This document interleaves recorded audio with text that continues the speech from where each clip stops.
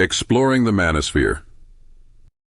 The Manosphere is an informal network of US-based blogs, forums, and websites where commentators discuss subjects such as women, white supremacy, conspiracy theories, and sex.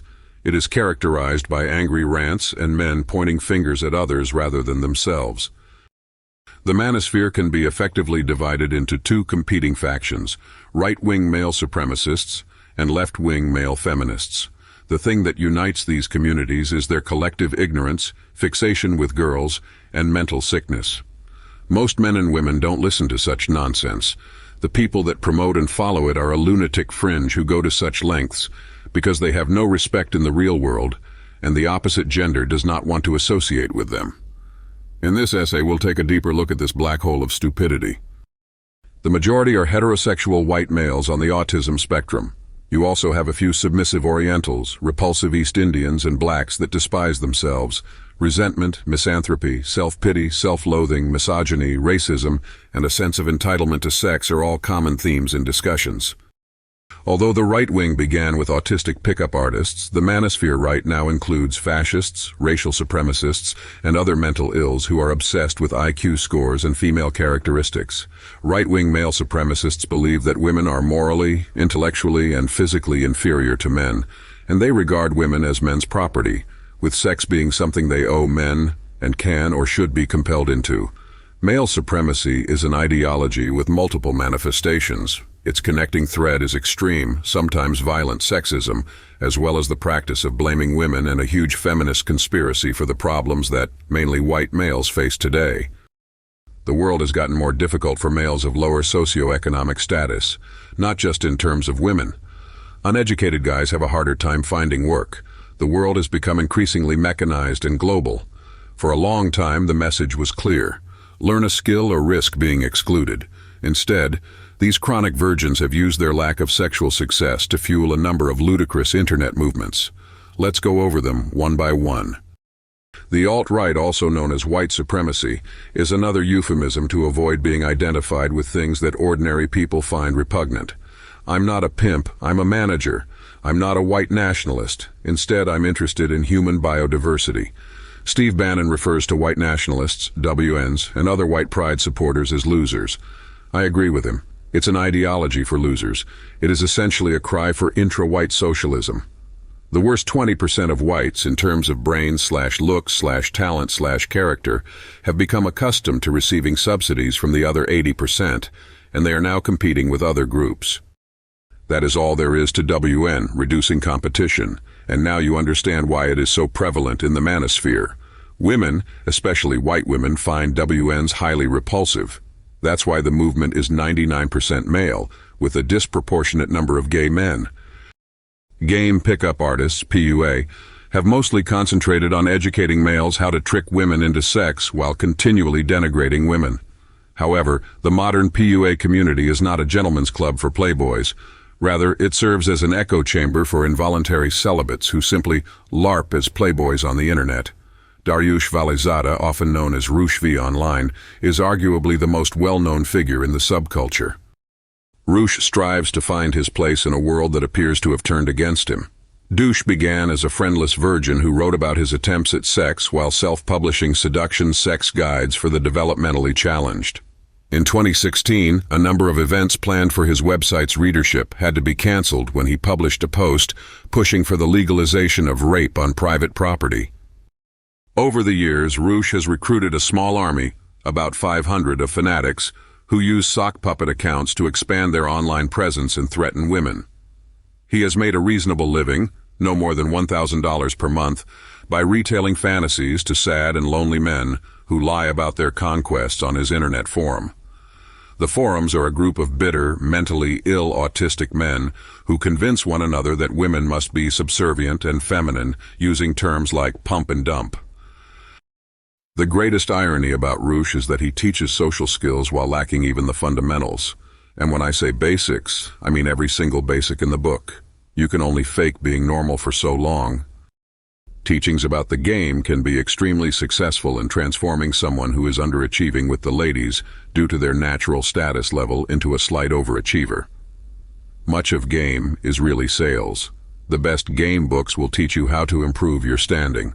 Models by Mark Manson does this. They will discuss weightlifting, how to dress well, how to form a social group that will invite you to house parties, how to discover a status hierarchy in which you can be a winner, how to cultivate interests that will allow you to be a good conversationalist, and so on. Next, we have Real Social Dynamics, RSD. What never ceases to amaze me about this community is how they have established a cult-like adulation of their ideology, with drones upon drones of RSD fanboys accepting everything RSD instructors say like mindless zombies. Most men in this group have been duped into believing that attracting women is a skill set, in which your attractiveness, success, and financial security have no bearing on a woman's level of attraction to you. Instead of saying something like, practice talking with women more and be more sociable, which will inevitably lead to better results, RSD replaces common sense with psychobabble and New Age spiritualism, claiming that maintaining success with women comes from being in state, being non-reactive, and other pseudo-pop spiritualism expressions. What is men going their own way? MGTOW. MGTOW is an anti-feminist, misogynistic, mostly online community advocating for men to separate themselves from women and society. MGTOW depict themselves as male separatists who have opted to avoid the destructive influence of women totally. MGTOW isn't about accomplishment or self-improvement. It's about moaning and whining about nothing except their own inflated anxieties. They are essentially a group of losers who have abandoned life because it is too difficult for them. They have been defeated, in other words. They are generally pessimistic. They simply want to drag all other males down with them. International mongers are a collection of mentally ills, including white nationalists, pedophiles, and conspiracy theorists. They are plainly not a credible source. Those who can't find white ladies and are looking elsewhere are also having difficulty finding yellow women as well.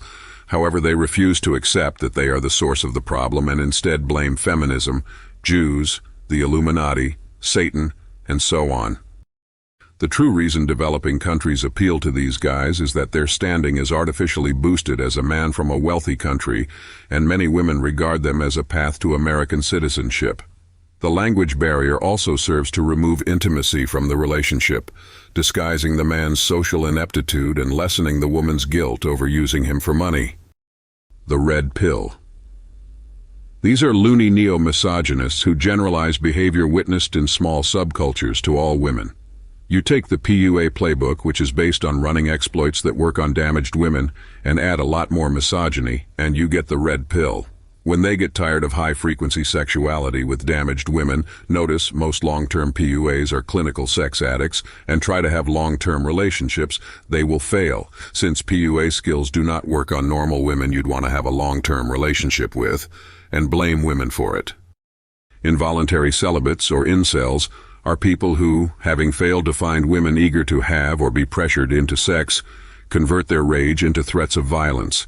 One of the most popular complaints in the incel community is that women prefer chads, empty-headed attractive guys, to lovely men like incels, and they deserve to be punished for it. Male feminists typically support feminist philosophy in order to enhance their standing in the eyes of women and thereby get them into the sack, as loath as they may be to acknowledge it, but they do so by groveling obsequiously. The male feminist, like any outsider-turned-convert to a religion, is always more radical and dangerous than the non-believer. The male feminist, who is always eager to prove his commitment, will go to any length to cut down normal males. They will see oppression and mistreatment even when it does not exist. Obnoxious to the extreme, but very dangerous in many situations. Their strategies include snarky girl tone, eye-rolling, and lying to themselves and others about their own sexual drives and imperatives, all while receiving accolades for defending women. Hardcore female feminists are typically psychologically ill and unattractive. They despise males because no man wants them. Many women pay lip service to it because they are annoyed by weak men. Technically, a true feminist, as defined by better females who actually think, not the dumb ones who read too many idiot feminists, is simply a traditionalist who despises dumb men who only want sex and power. The fundamental reason why most women fall into their default sex role is that they are not remarkable, intelligent, advanced, etc. Now the same goes for guys. Clever girls despise dumb guys, so until they find an intellectual match, they are bored and promiscuous as a result.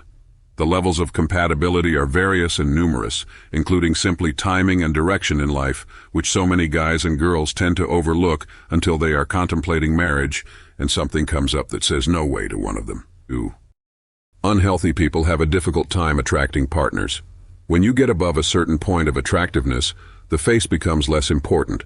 The immune system is most important, how a person smells, then the body, height, muscularity, athletic ability, skin, voice as a measure of lung power, body hair as a mark of testosterone, etc. Then how the face blends with that of a woman. A man with big arms, wide shoulders, and a small waist means he's fit and healthy.